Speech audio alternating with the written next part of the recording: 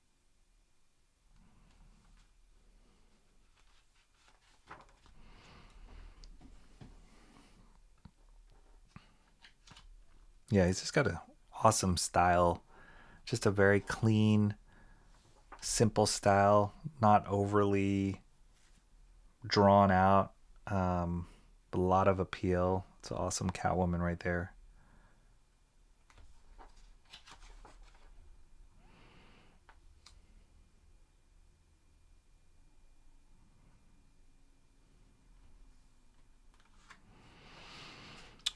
Cool.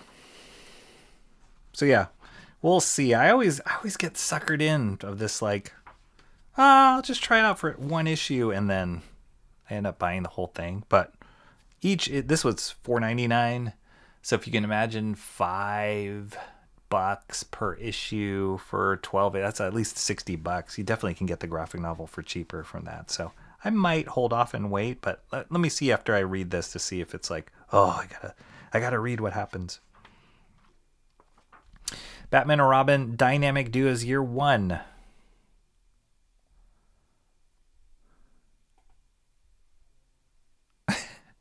Habsburg were the inbred royals back. Oh, okay. Yikes. Was it my inbreeding joke or the distorted facial structures of the absolute characters that started Lens on the Habsburgs? I don't know. Both valid. Got to run in about 15 minutes. Sadly, I'll miss an exciting voting event. 3:42 runtime. Oh, dang. Okay. Yeah, I don't know if we're going to get through this in 15 minutes, Mark. But your vote will be missed. I thought A1 made the joke. This art looks great from what I'm seeing. Mo started the incest joke. Let's not rush Mark out the door. Mark has got too many good votes. Squeezing in the last few. No one appreciated my A1 steak sauce slogan reference. It was too deep in chat. In 15 minutes, Mark must be heading to the beach to enjoy some coolicles. That's the life. It's living the life. Okay, Comics the Magazine is the last one I got from this week, but I do have a bonus. You want to sneak peek at the bonus?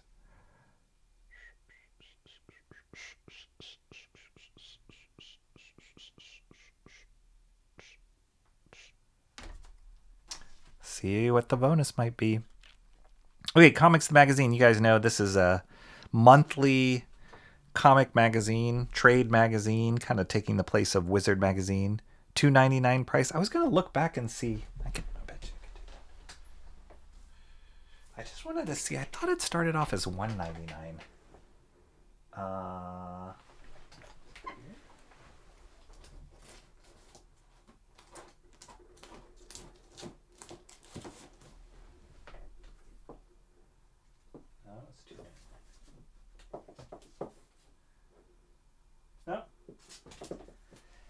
It was $2.99. It's always been $2.99. But anyway, it's a good price point for Comics Magazine. Okay, let's flip through this really quick. It's kind of the same, fun thing with these kind of magazines is you know what to expect. You go like right to the sections that you really want to, but I always love it. I still feel like I need to write a letter to this magazine because Jeff freaking Johns has not cracked this best writer list. And I looked again. He's not in the top 10 writers list. And that is just a crime. Scott Snyder, great. Robert Kirkman, great. Williamson, sure. Gail Simone, okay. Kelly Thompson. But Jason Aaron, Che Grayson, ahead of Jeff Johns? No way. No way. So yeah, that's my biggest kind of pet peeve about like what are you guys thinking? So yeah, I don't know this. I saw this comic book on the stand, Fork Psycho. I don't know anything about it. But they kind of do this in-depth review on it here. It's cool they talk about a little bit about Jesse Lonergan. He did that book called Drome that I really enjoyed. This is a conversation with Jeff Darrow. Jeff Darrow, I don't know if Adam is still in the chat, but Jeff Darrow is this awesome artist who worked on Hard Boiled, Big Guy, and Rusty the Boy Robot, and then this is Shaolin Cowboy. So it's cool they got an interview with him here. And Jeff Darrow has a new series of Shaolin Cowboy that has come out. It's called AI. Shaolin Cowboy Staying AI Alive. AI Live. It's always so weird. I actually didn't like the coloring on it. I saw it on the stands. But I have a bunch of Jeff Darrow stuff already. Jeff Darrow also worked with Frank Miller a lot. So, yeah, I love his work. Super, lots of detail. They also have a nice little article here on Barry Windsor Smith's Weapon X, which is great. I was just rereading that recently. Classic. And you guys know I did that master study of that Barry Windsor Smith Weapon X cover. So awesome to see that they're talking about it. It's an interview with Jim Rugg, who was one of the hosts of a YouTube show that I loved. Why am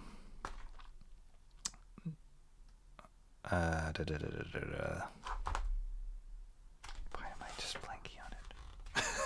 You guys know what it's called. Jim Rugg. It's called... Whew. Forgetting everything.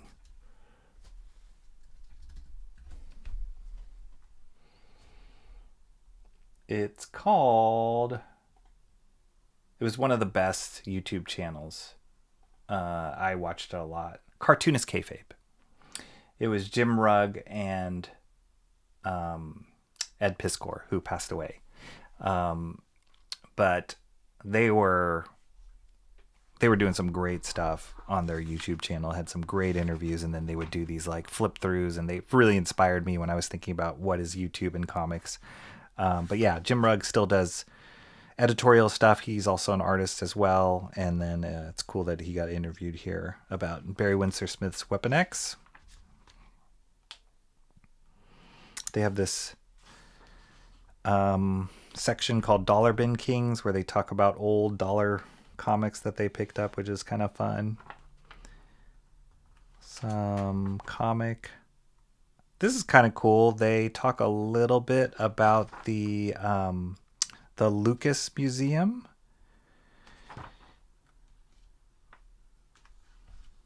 Or like that has like the comic part to it. So there's some great, I don't know if you guys can see in this image, but this is like one of the covers of Watchmen. This is that classic Dark Knight cover. I think it was issue 2 of Dark Knight Returns. Some crazy cool stuff here.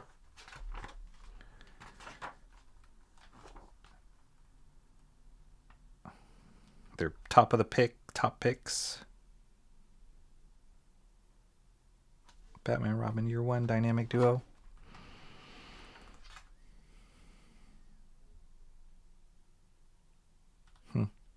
And then here's their top 10 titles. Absolute Batman's number 1. DC Comics is number 1. Top 10 publisher. So top 10 cover artist, Nick Dragotta. Top 10 interior artist, Nick Dragotta. Top 10 writer, Scott Snyder. They're just killing it. Nakayama's good, but number 2 cover artist?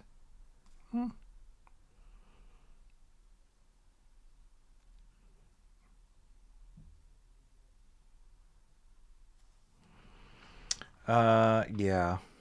Always controversial, this top 10 list. I don't agree with a lot of it. And then next issue, they're going to talk to Brubaker, Phillips, and more. So cool. Comics the Magazine, I won't belabor that point. Comics the Magazine, issue 6 is out. Comes out monthly. Great way to kind of get a wider swath of the comic book industry and what's going on, and just the fun stuff. If you liked reading Wizard Magazine, this is kind of that same vibe.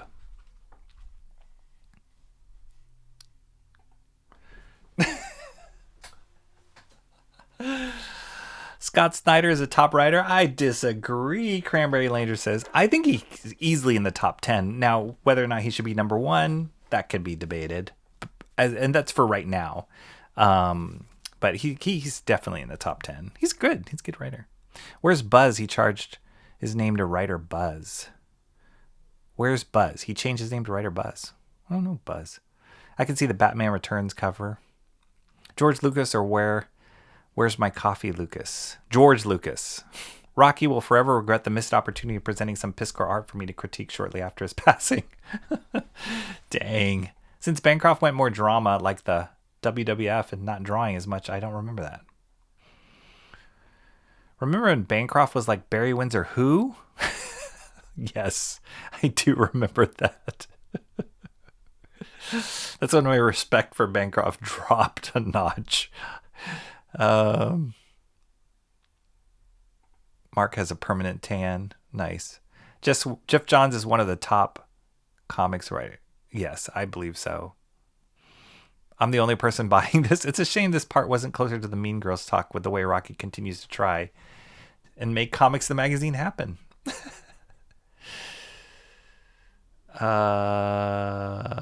Mark and his Coolicles. We spent 4 hours at the beach. 4 hours. Oh my gosh. We need to take a nap. Geiger, that's my early vote. Counts as a fourth wall member. Nice. Okay, vote from... We'll remember that. Geiger gets a vote from Mark's Music Obsession. Okay. Whoa, what did they do to Archie? Oh, I don't know. I don't keep up with Archie comics. The only Archie comics that I looked at was this Betty and Veronica series that was done by Adam Hughes. I don't know who's drawing this. Maybe Carl Kerschel or Immonen. Okay, let's get to the bonus thing. Are you guys ready for the bonus? Thank you for sticking with me for so long. We're almost there. We'll get to voting soon. Here's the bonus. Booyah. This is a Stephen Platt. This is like 90s right here. Stephen Platt Prophet Art Portfolio. I forgot that I had ordered this or bid on it on eBay, and then it came while I was gone, and I was like, wow, cool. For those of you who don't know, Stephen Platt was one of the, if not the hottest artist during the kind of the 90s image craze. He got his start on he did Moon Knight for Marvel, and then quickly got snatched up by Image Comics, specifically Rob Liefeld, to start drawing on Rob's title Prophet. And I had that Prophet image back there, but his stuff is bananas, and he would just overdraw everything, like a million bullet casings or knives, and it was just everything that like an adolescent boy would love to see in the art. His anatomy was bananas like in a crazy way. It didn't work. And if you look at some of his stuff now, or a lot of his stuff now, it's none of it works. But it's just so cool. There's just an energy, a pencil mileage. It was just everything that like Image Comics made it exciting. And I still get excited when I look at his older work, like this era, which is why I bought this portfolio, because I guess it shows like these colored prints of some of his best covers from Prophet, or maybe splash pages or whatever. So anyway, they released this art portfolio out when art portfolios were a thing. They're limited number. This is 4898 of 5,000. And I didn't know it. Most times when you buy these, I've only bought a few of these, but most of the time when you buy these, they're already opened, and this one's not open. So unless they resealed it, but I doubt that. So I'm going to open it here. Hopefully I don't screw it up too badly. But this is a blast from the past of, it's like the stickiness doesn't work anymore on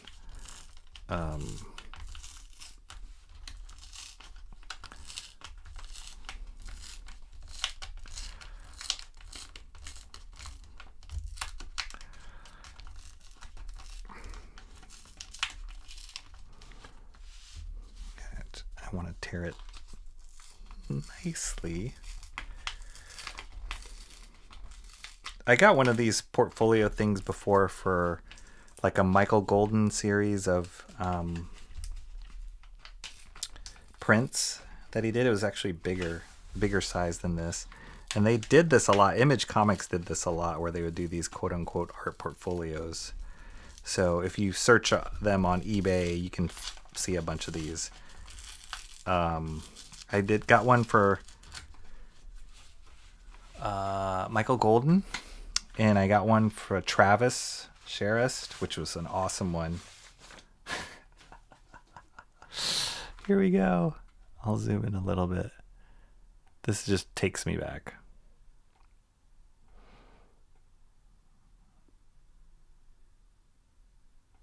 But it's just like great. Like, look at all these bullets. Muscles upon muscles. Highlights and shadows upon highlights and shadows. Really fun stuff. None of his perspective really made any sense, or his anatomy made any sense. But it was just all for impact. This is a classic. And this is that black and white image here on the cover. This is a classic Prophet image right here. Is it in focus?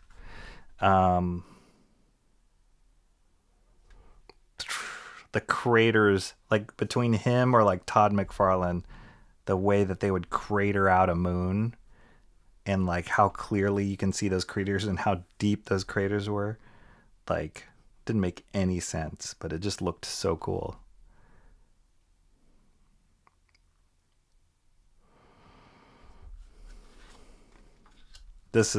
I have a black and white print of this image. It used to be hanging behind my head here before I rearranged my office, but this is a color version of this. This is awesome.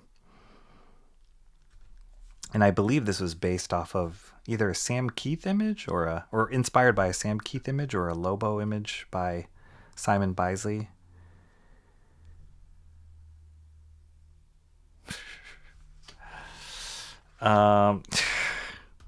Just look at all the veins and muscles and wires, and it's crazy. It's really cool though.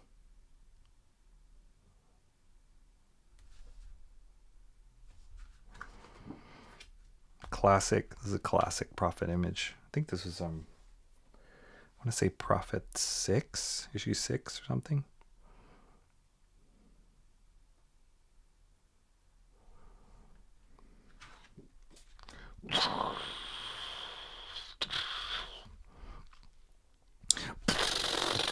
It's just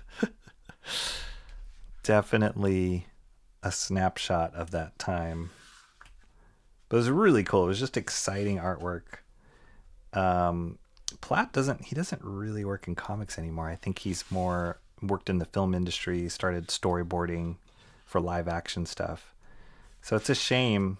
And then his later stuff, kind of similar to Joe Quesada, his later stuff kind of got more realistic. I think it was just too difficult to draw this amount of like crazy detail all the time. He was one of the highest paid image artists at his heyday too. I don't know how much. He was making crazy money though. There you go. Prophet artist portfolio.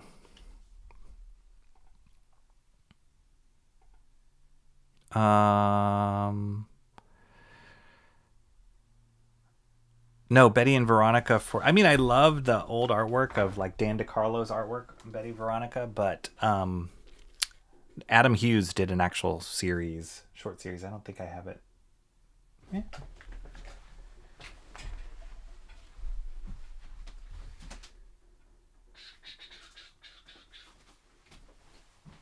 Yeah, this was the only recent Archie Comics that I picked up. I think Adam wrote and drew this series, but I just got it because Adam Hughes.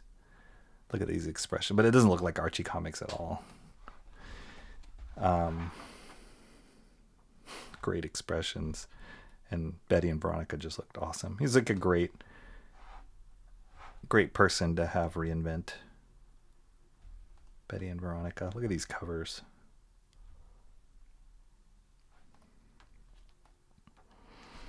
Okay.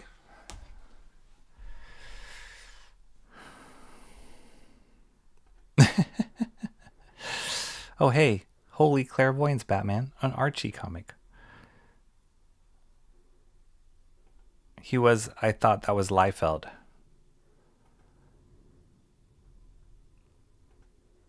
I myself like Archie. They were good. I was always into superhero comics. So when people said, "Oh, your son's into comics," and they would buy me Archie comics, I'd be like, "Boo!" But they're good. And Dan DeCarlo, one of the original Archie artists, is amazing. He influenced tons of people. Like Bruce Timm was influenced by Dan DeCarlo.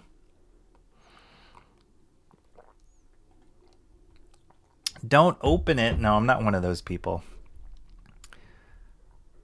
I'm surprised Bancroft isn't an Archie fan. What is that link? I don't even know if I want to click on that link. Okay, let's get to voting, and then I can catch up on... I'll read the chat while you guys are voting. I will multitask just for you. What is that link? Oops, I don't even know if I want to click mute. Okay, let's go. Quick recap.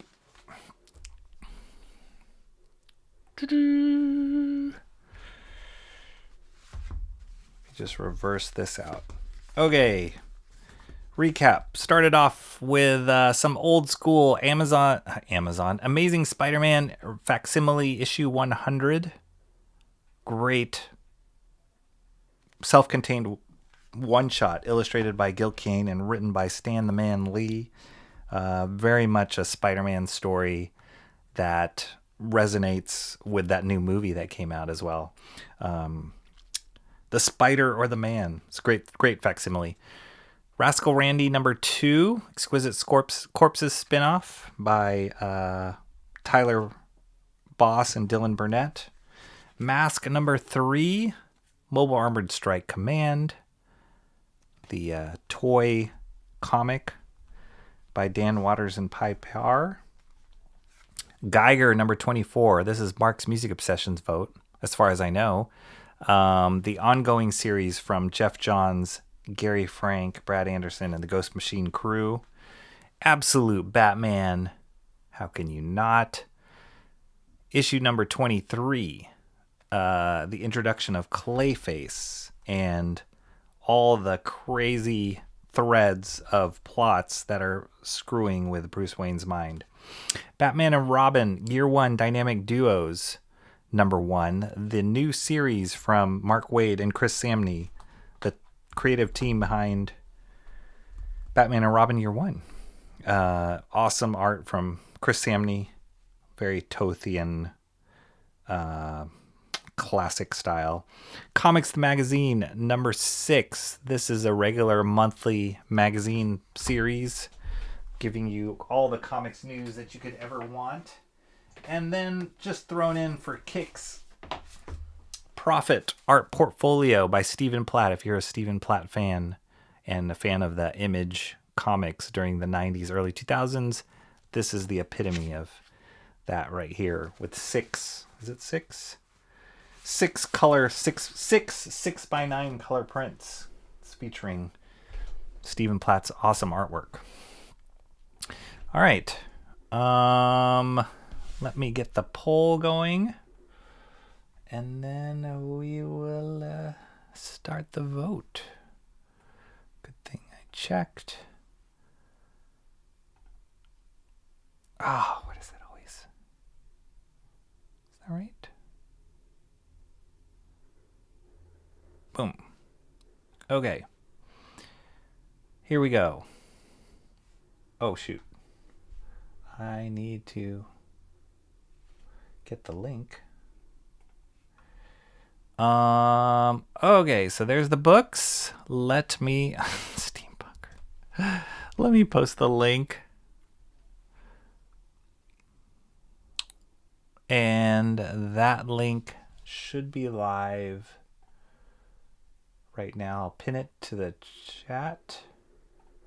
Oops. Did that pin? Holy cow, what is going on? Okay, that's pinned to the chat. All right, let me...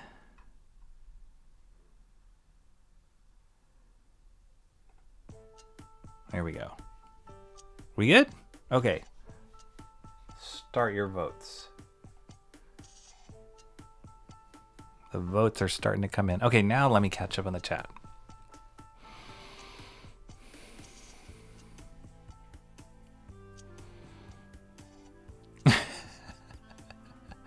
Rose on third. I think I read a few pages. I don't know if I read a full issue. Mo, I wasn't really into zombies. Oh, the Archie Afterlife with Archie Jughead. I didn't read that either. Prophet had some good art to the teen version of me, but the adult version of me, I love it. Antisocial. Really enjoy the Jughead comics. Huh.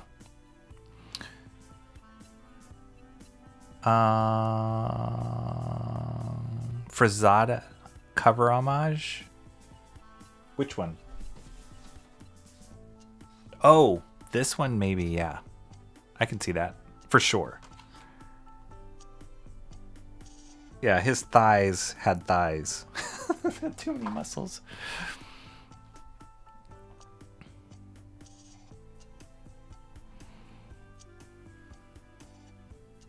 Now put them on the wall. I don't have any wall space to put them up. Awesome one. That's where they belong, though. They really do.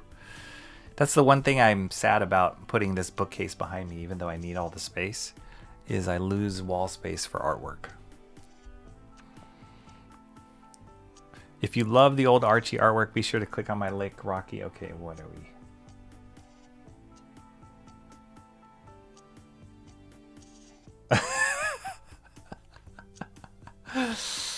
There's some classic writing in some of those images, Mo. That's hilarious. Well, it looks like we got 2 votes for Batman and Robin Year 1 Dynamic Duos number 1. Amazing Spider-Man 100 Facsimile's got 1 vote. Exquisite Corpses Rascal Randy's got 1 vote. Geiger's got 1 vote. Prophet Artfolio got 1 vote. What? No votes for Absolute Batman? Surprise. Unfortunately, all the TV Archie is all about saying, yeah, I don't think that has anything to do with the comics, really, other than maybe the character names. Not sure if you dipped out yet, but I'll go ahead and bid my adieu to you. Steampunker says, Archie comics were what I would get if I had to stay home from... That's right. Archie comics and like Reader's Digest. I have a question. What was the comic you were reading in the picture in your post? Me? In my post. The comic you're reading in your post. Which post, Mr. Monkey Boy? Oh! Are you talking about my post in Colorado? That's Space Mullet. Yes, that was one of the ones I was reading. I'm almost done. I read multiple books at the same time. This is an older Daniel Warren Johnson story. It's kind of one of his earlier stories. And I believe the page I had open in that picture...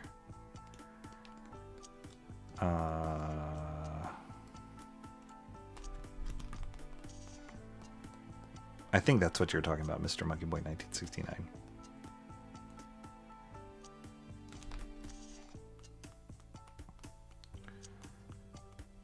If I can find it.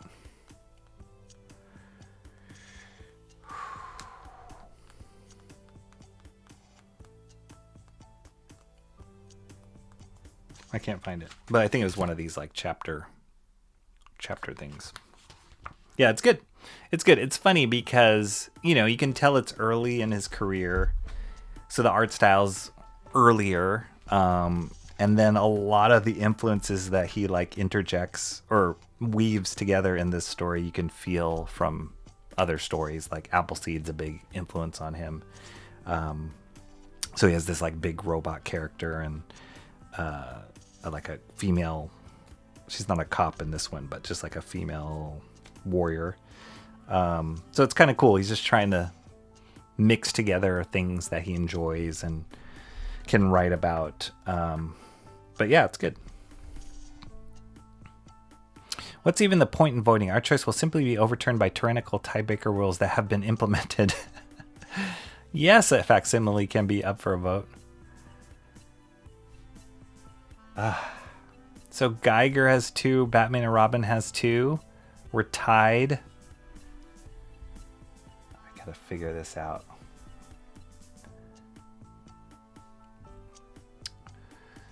Geiger. I think spending time in the mountain air will have restored Rocky's more sane demeanor. Geiger and Rascal Randy. I'll be going with Batman and Robin, though. He was really on a power trip before he left, forcing us to look at every absolute book in existence, trying to remove all color from the world, ending the entire concept of ties. You guys. Cranberry liked the Jughead comics. Rocky, you can always trust my links. I can actually appreciate the Prophet art if I forget the art I've seen since then. The faces and musculature of, I think about it. I have to come at the art from an interpretive perspective to really like it, and then I do. Chapter 3. Is that what was in my... Ah, yes. Chapter 3. There it is. This is definitely influenced by Appleseed.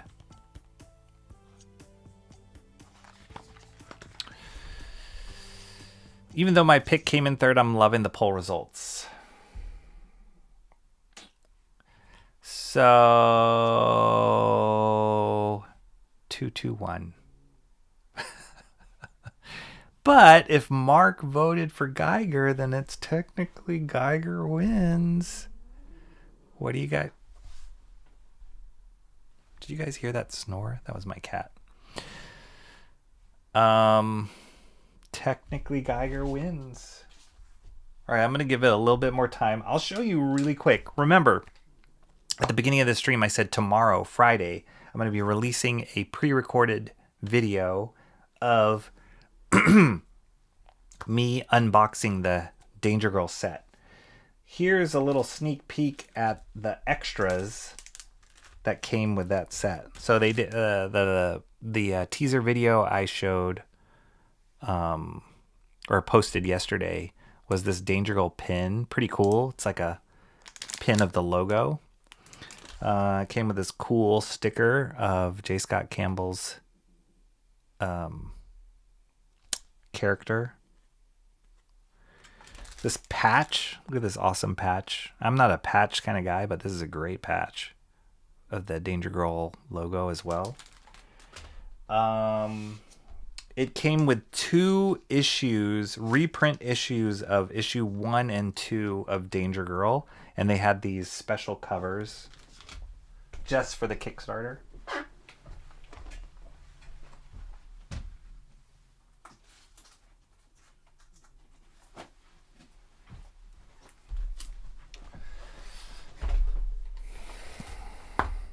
So these exclusive, whatever, Kickstarter covers for Danger Girl issue 1,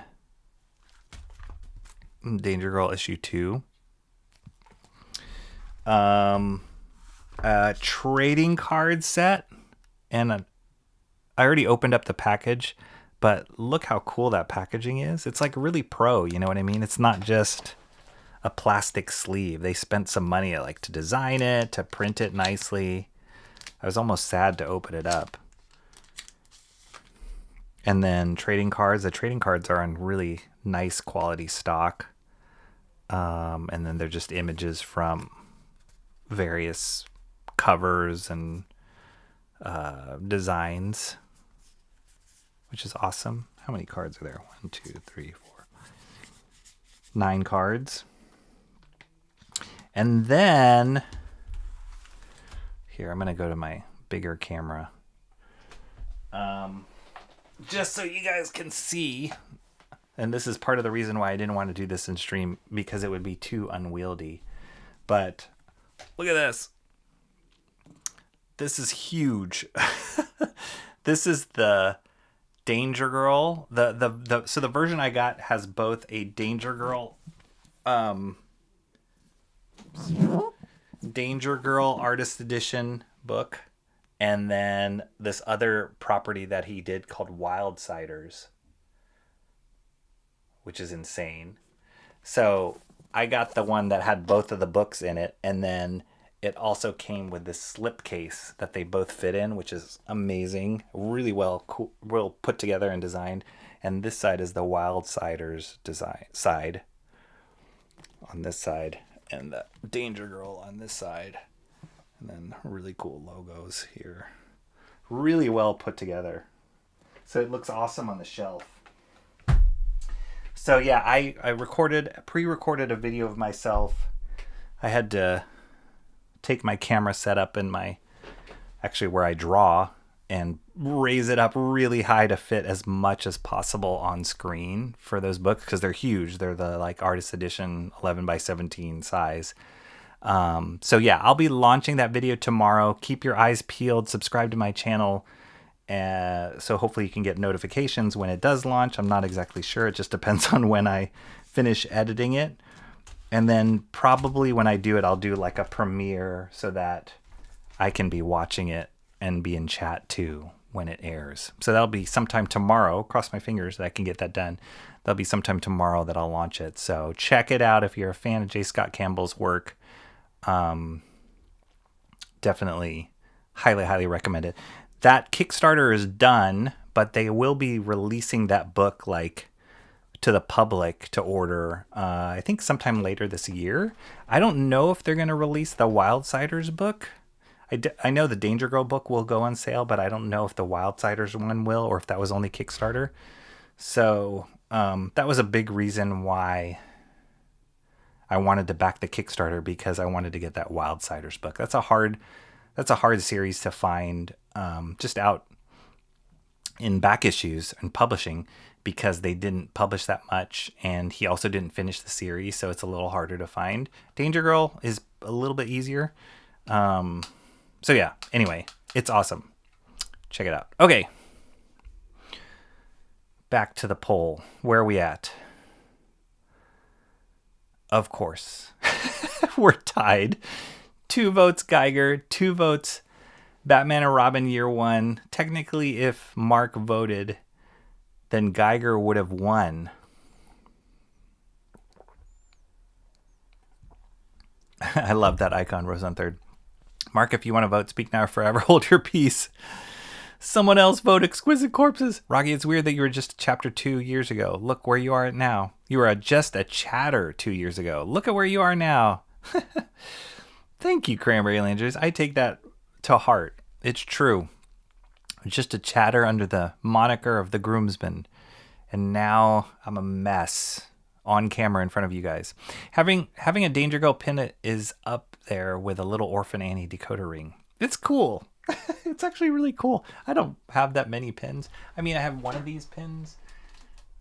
It's the Skybound guys. They must have worked together, but this is a pin from the Daniel Warren Johnson Extremity Artist Edition.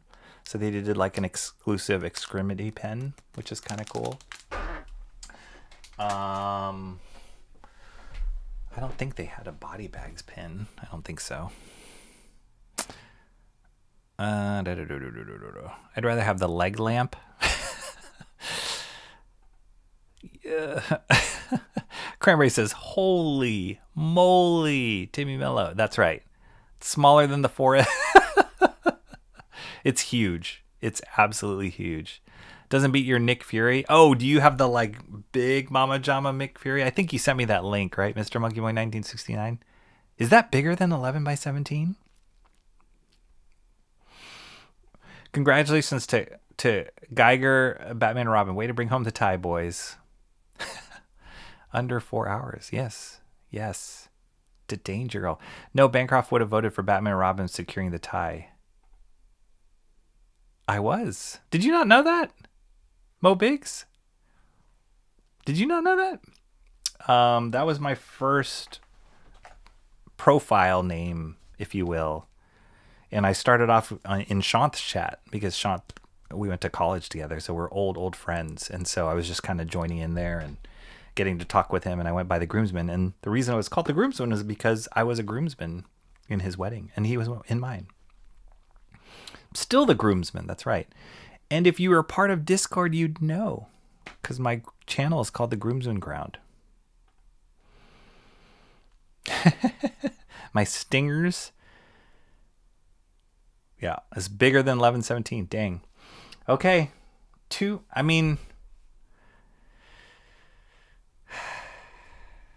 I'll give you guys the tie.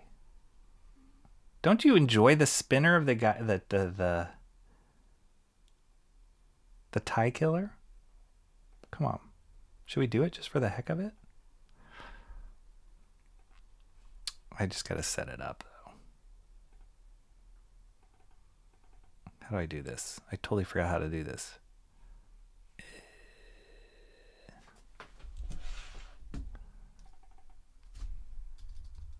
Oh, yeah. Well, just for kicks. I'll give you guys the tie. But just for kicks. I feel like Geiger actually would win because Mark said he would vote for it, and technically we didn't include his vote.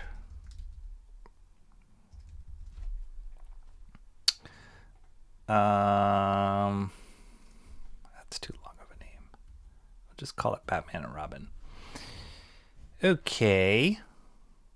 Dirt.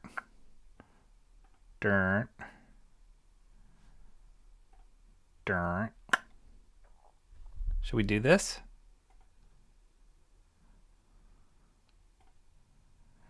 Great to have the groomsmen around, even though we lost the best man, John.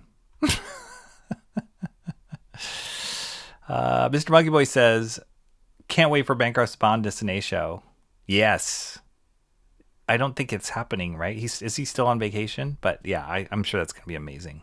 Do you know that my first My Wednesday Comics show was Bande Dessinée? Were you in that show, Mr. Monkey Boy, 1969? I think that was my first YouTube show. Was this? Oh no, maybe it wasn't my first one. Never mind. But one of my first shows was all the Bande Dessinée I got from Paris. Now he just needs official sponsors for his streams to support his comic edition. That would be amazing. That would be amazing. Yeah, come on, Helix. I could use a new mattress. Even though I love mine, I could use a new one. I'm happy to promote Helix mattresses.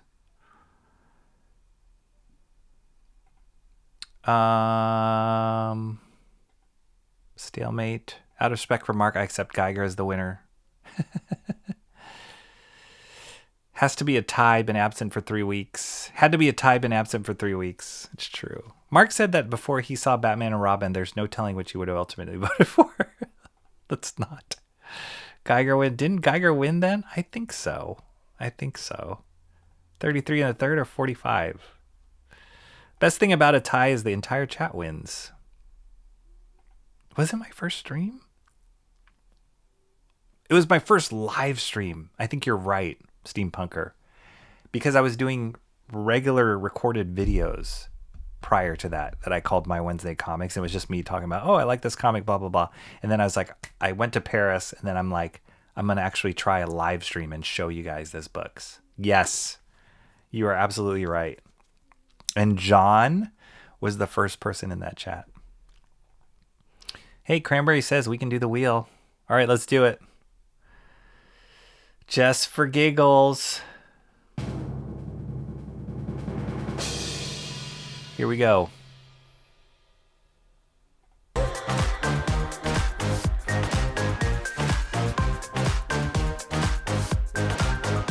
What'll it be? Oh.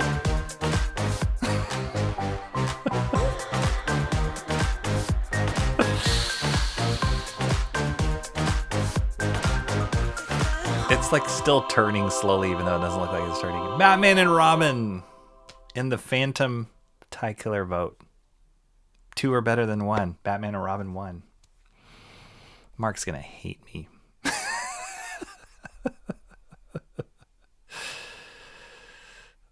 There we go. We always got this one too. I love this one. Mr. Monkey Boy thinks it's rigged. Is this a super show, Mo? Was this a super show? It was pretty super. I mean, there's a lot of stuff. And then you guys get a bonus video tomorrow. That's kind of super. I was trying to make up for it. That package came in. I really wanted to open up that package, the Danger Girl package. And then when I was thinking about doing it on stream, I was like, this is going to be a mess. So this could be a super show. You know what? How I'm going to end this? One, I'm going to start a YouTube poll just to give you guys something to chew on as you walk out. Was this a super show? Okay, so we'll get that running. And then what else I'll do is, oh, can I do that?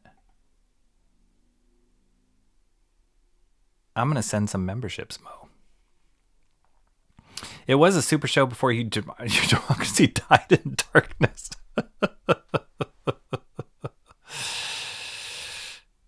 Cranberry says it's the one he wanted. It's technically a tie between Batman and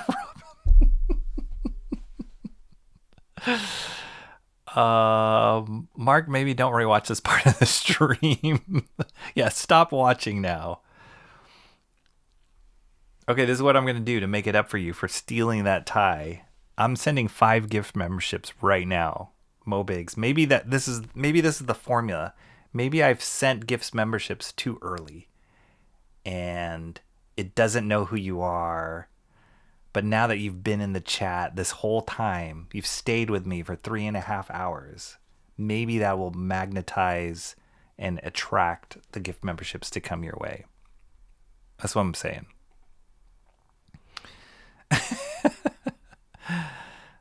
All right, here we go. 5 memberships. Let's see what happens.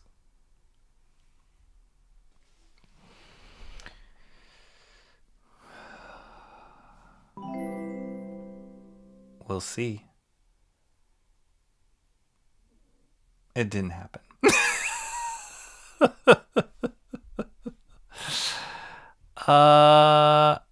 Here's who got it though. 00711. Never heard of them. Angela Curry. I have heard of her, but I've not seen her around in these parts. Slob Zombie. Not familiar. Koinola Russ. I recognize that profile picture. Not familiar with the name. And Christopher John 1, I do recognize that name. Well, we tried, everybody. We tried.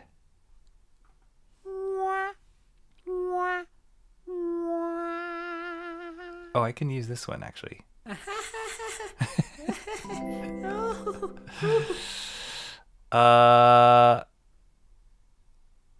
Angelo got one before Mo. That's right.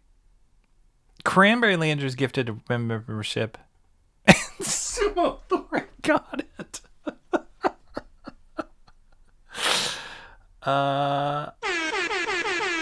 That's great. Sumo Thor got a membership. What is going on, Mo Biggs? This is insane. Yeah. Is Sumo even still here? But that's amazing. Sumo has bought me many gift memberships over the... Okay, so maybe it's balancing out. Karma's balancing out there. Well, what does the poll say? Was this a super show? Heck yeah, this was a super show. 7 votes. 88 votes. 8%. I'm sorry, 87% says yes. 1% said no. I'm not going to even call out who said no here. But there he is. Thank you, Cranberry Landers, for gifting 1 membership that landed on Sumo Thori's lap.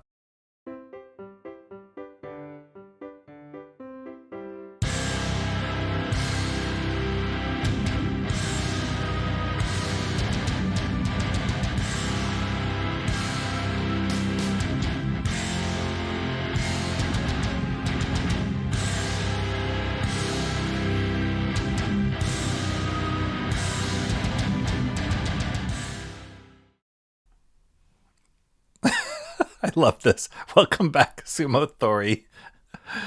Mobig says, I think Bancroft may have dropped in just to vote no. That would be amazing. Well, thank you guys for voting yes. Hey, what's this? What's this button? Oh, nice. At the top of the chat, I get a little bit of time because I bought 5 memberships. What the heck? Sumo Thori just gifted 5 memberships.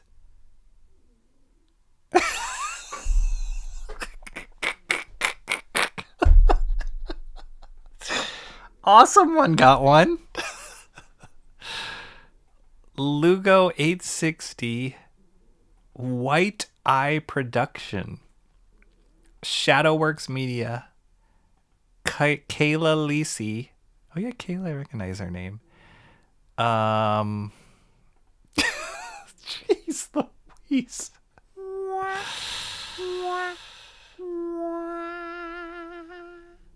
Yeah, I recognize Kayla. I think she appeared in my chat once, like way back once. I know she shows up in Joe Sontag's stream. Aw, that's really sweet.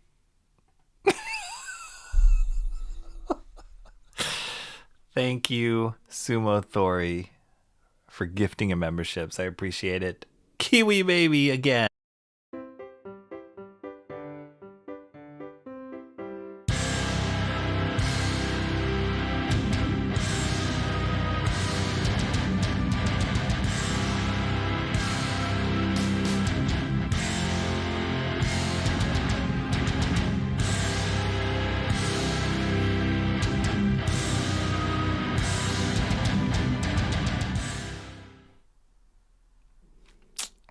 Wow.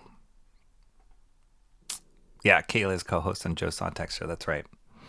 I think she works at a comic book store too, from what I remember. So she's got some good comic knowledge and insight there. All right. Well, I think we've milked this Wednesday/Thursday for all it's worth. Can you hear my cat snore? Hold on. Can you guys hear that?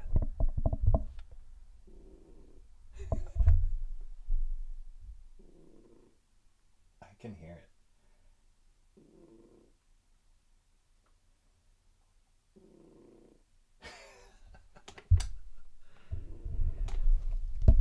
That, for the record books, that is my favorite cat. Oh, she owns a comic book shop? Holy smokes. I didn't realize she owned it. I thought she was just working there. That's awesome. That would be amazing. I don't know. Would it be amazing to own a comic book shop? I feel like the fun part of owning a comic book shop would be incredible, but the actual like running it and the inventory and the business of it probably wouldn't be that great. But yeah, that would be cool. That baby going in for a second bite always gets me.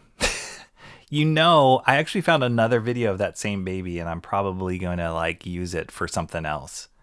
And he's also eating something sour. It's pretty amazing. I don't know if that's like a thing. It's a special baby that eats sour things, but no idea. Yes, this is the non-cable. Actually, no, he does eat cables too, but he's not as naughty as the other one. This one he's a little older, not by much, a little older, but he's a little fatter, and he definitely snores. Even your cat is put to sleep by your ASMR voice. They'll probably wake up in like 15 minutes or so. You can tell it's cat number 1 because Rocky didn't become enraged at the interruption of the snoring. Yeah.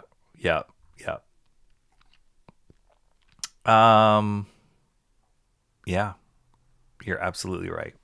Okay, everybody, thank you so much. You guys have used up a lot of your time already just hanging out with me, and I so appreciate it. It's great catching up with you guys. It's been too long, and hopefully we're back on a regular-ish schedule now, a more consistent schedule. But again, last time I'll mention it, stay tuned for tomorrow, and I'm hoping to launch that video unboxing the Danger Girl Artist Edition, Danger Girl / Wildsiders Artist Edition. Don't miss it. It's a really incredible thing, and I flipped through both of the books, and as well as look at the extra stuff that you just saw a little bit closer. So check that out, and hopefully you'll get some sort of notification when that's ready to go. I'll try to launch it sometime tomorrow. But thank you guys so much for being here. Thanks for participating. Thanks for all the jokes and the commentary as we look through comics. Don't forget to visit your local comic book store and tell people about this channel. We're just growing it as best as we can. 718 subscribers. Don't forget to hit that like on your way out. I appreciate it very much so. And I will see you soon. Master Studies, gotta get in there.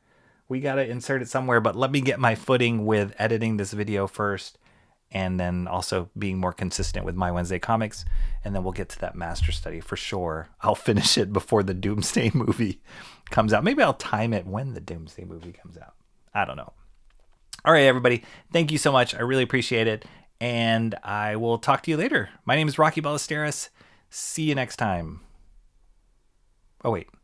Wrong button. I almost ended it without doing anything. Mark's Music Obsession was the first in chat. See you later.